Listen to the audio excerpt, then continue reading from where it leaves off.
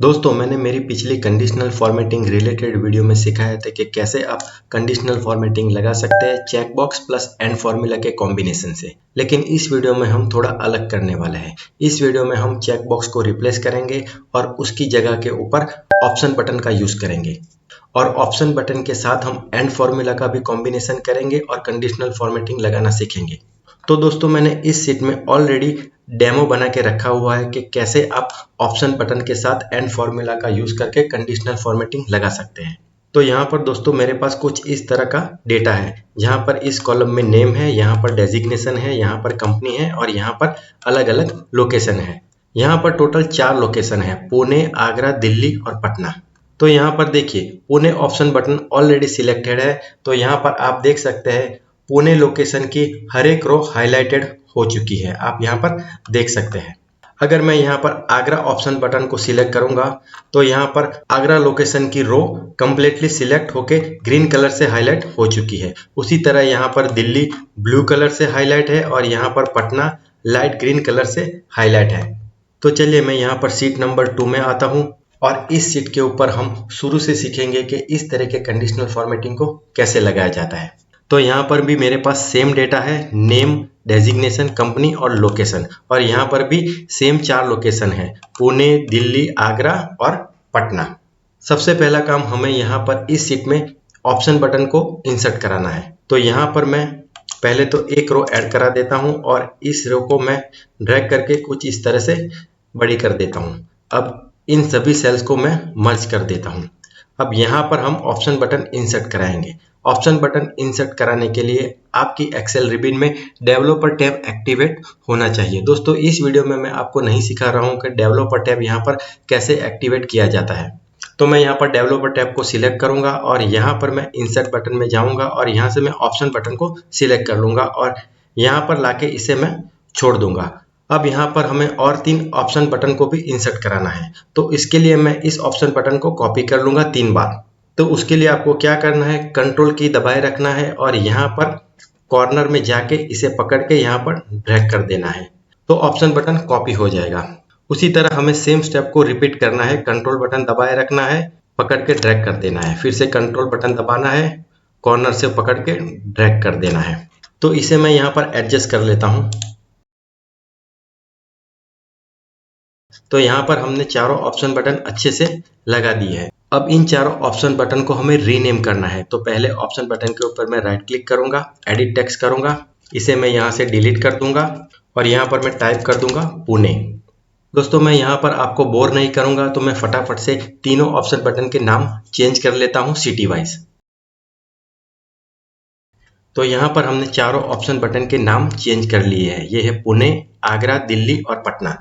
अब इस option button के पीछे हमें एक अच्छा सा बैकग्राउंड इंसर्ट कराना है, तो इसके लिए मैं इंसर्ट टैब में जाऊंगा, यहाँ से मैं इस तरह का शेप सिलेक्ट कर लूंगा और यहाँ पर इसे कुछ इस तरह से लाके छोड़ दूंगा।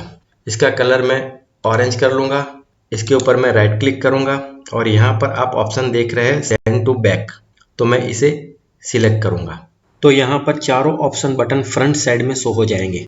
अब दोस्तों नेक्स्ट स्टेप हमारा ये रहेगा कि इन चारों ऑप्शन बटन को हमें एक पर्टिकुलर सेल के साथ लिंक करना होगा, तभी कंडीशनल फॉर्मेटिंग लगेगा। तो उसके लिए मैं यहाँ पर पहले तो इस ऑप्शन बटन के ऊपर राइट क्लिक करूंगा, फॉर्मेट कंट्रोल में जाऊंगा, तो कुछ इस तरह का डायलॉग बॉक्स आपके सामने ओपन हो जाएगा। हमें यहाँ पर लास्ट ऑप्शन कंट्रोल में जाना है और सेल लिंक में हमें कोई एक पर्टिकुलर सेल सिलेक्ट करना है। तो मैं यहाँ पर इवन सेल को सिलेक्ट करूंगा और यहाँ से ओके कर दूंगा। तो देखिए इवन सेल में क्या नंबर शो हो रहा है, 1।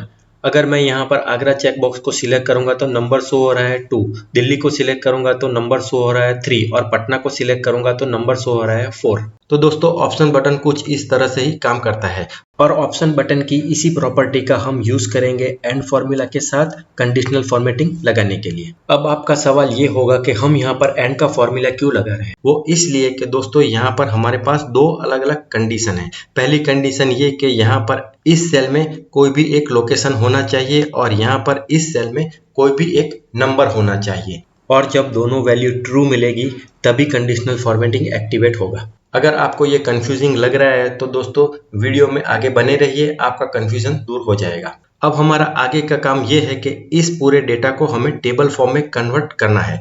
डेटा को टेबल फॉर्म में कन्वर्ट करने का फायदा ये है कि हम जो भी कंडीशनल फॉर्मेटिंग लगाएंगे वो डायनामिक हो जाएगा। इसका मतलब ये कि हम यहाँ पर कोई भी एक नई एंट्री करेंगे या चाहे कितनी भी एंट्री कर लीजिए, कंडीशनल फॉर्मेटिंग हर नई एंट्री के ऊपर अप्लाई होगा। तो डेटा को टेबल फॉर्म में कन्वर्ट करने के लिए मैं इस डेटा को कुछ इस तरह से सिलेक्ट कर लेता हूँ और यहाँ पर मैं शॉर्टकट की प्रेस करूंगा कंट्रोल टी।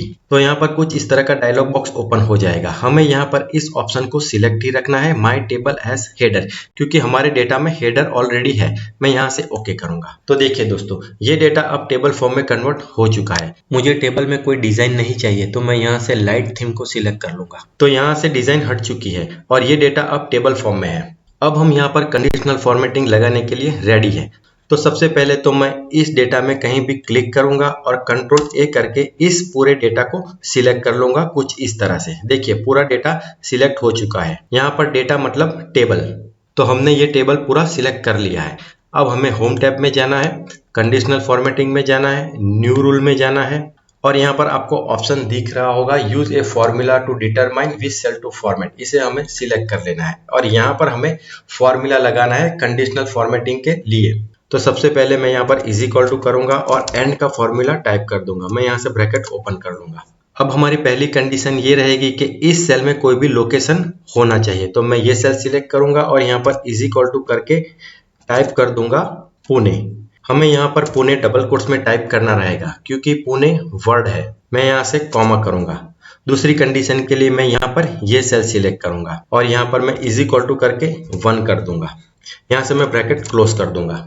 अब दोस्तों यहाँ पर मैंने इवन इज इक्वल टू 1 इसलिए लिखा है कि पुणे ऑप्शन बटन के लिए यहाँ पर 1 शो हो रहा था, आगरा के लिए यहाँ पर इवन सेल में 2 शो हो रहा था, दिल्ली के लिए इवन सेल में 3 शो हो रहा था और पटना के लिए इवन सेल में 4 शो हो रहा था। तो यहाँ पर हमने पुणे टाइप किया है तो इसीलिए मैंने यहाँ पर इज इक्वल टू 1 किया है। अब यहाँ पर आप एक बात ध्यान रखिए कि यहाँ पर हमें सिर्फ सेल को हाईलाइट नहीं कराना है, हमें यहाँ पर पूरी रो को हाईलाइट कराना है। तो इसके लिए आपको यहाँ पर ये जो डॉलर का साइन दिख रहा है 3 नंबर के आगे, उसे हमें हटाना है। अब इस फॉर्मूला को मैं यहाँ से कंट्रोल सी करके कॉपी कर लेता हूँ। वो इसलिए कि आगे हमें कंडीशनल फॉर्मेटिंग लगाने के लिए ये कॉपी करा हुआ फॉर्मूला हेल्प करेगा। अब मैं यहाँ पर फॉर्मेट ऑप्शन में जाऊँगा। हमें यहाँ पर फिल ऑप्शन में जाना है। यहाँ पर मैं येलो कलर सिलेक्ट करूँगा। आप यहाँ पर कोई भी कलर सिलेक्ट कर सकते हैं। मैं यहाँ से ओके करूँगा और यहाँ से भी मैं ओके करूँगा। तो यहाँ पर आपको लग रहा होगा कि कंडीशनल फॉर्मेटिंग नहीं लगा है। जी नहीं दोस्तों, कंडीशनल फॉर्मेटिंग ऑलरेडी लग चुका है। मुझे यहाँ पर सिर्फ पुणे ऑप्शन बटन को सिलेक्ट करना है। तो देखिए दोस्तों, हमारा कंडीशनल फॉर्मेटिंग आप देख सकते हैं। अब दोस्तों इसी तरह से हम बाकी 3 ऑप्शन बटन के लिए भी कंडीशनल फॉर्मेटिंग लगाएंगे। तो यहाँ पर ये डाटा ऑलरेडी सिलेक्टेड, अगर सिलेक्टेड नहीं है तो आपको फिर से यहाँ पर क्लिक करनी है, कंट्रोल ए करके डेटा को सिलेक्ट करना है, फिर कंडीशनल फॉर्मेटिंग में जाना है, न्यू रूल में जाना है और यहाँ पर आपको ऑप्शन सिलेक्ट करना है use a formula to determine cell to format.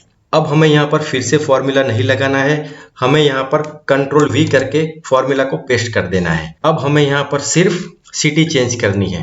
Pune की जगह पर अब मैं करूँगा आगरा और यहाँ पर 1 की जगह पर मैं करूँगा 2।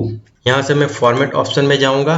यहाँ से मैं अब कलर सिलेक्ट कर लूँगा ग्रीन। यहाँ से मैं ओके करूँगा और यहाँ से भी मैं ओके करूँगा। अब मैं यहाँ पर आगरा ऑप्शन बटन को सिलेक्ट करूँगा।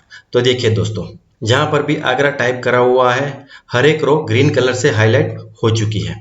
तो हमें यहाँ पर फिर से सेम प्रोसेस रिपीट करनी है। ये डेटा ऑलरेडी सिलेक्टेड है तो मैं कंडीशनल फॉर्मेटिंग में जाऊँगा, न्यू रूल में जाऊँगा, ये ऑप्शन सिलेक्ट करूँगा और यहाँ पर मैं कॉपी करा हुआ फॉर्मूला पेस्ट कर दूंगा। इस बार मैं पुणे को हटाऊंगा, टाइप करूँगा दिल्ली और यहाँ पर 1 की जगह पर मैं करूँगा 3।